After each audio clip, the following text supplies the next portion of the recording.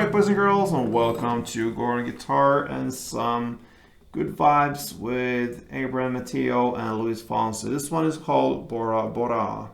Alright, so it's nice to watch Luis FONSI progress in doing his thing here with his typical DNA stuff here when it comes to his music. Sounds pretty much in the same way through his entire career, and that's great. I love these artists that have this their sound to it. So let's dive into this one. It's very easy. We go without any capo here on this one. So 4 chords, it's C, G, A minor, and F. All right, so the first chord will be C, third on A, second on D, open G, first B, and open E.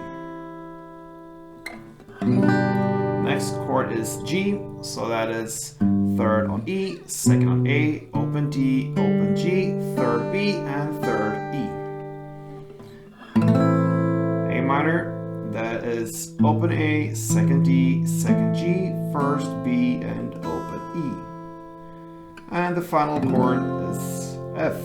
So that's a bar chord. You place your index finger like this, crossing all strings there on the first fret, and then the rest will be third on A, third on D, and second on G.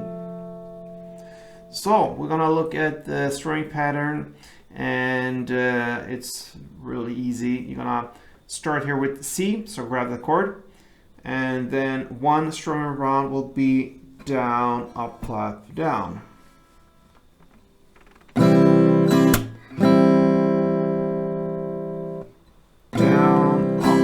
Down. A couple rounds of it will sound like this. And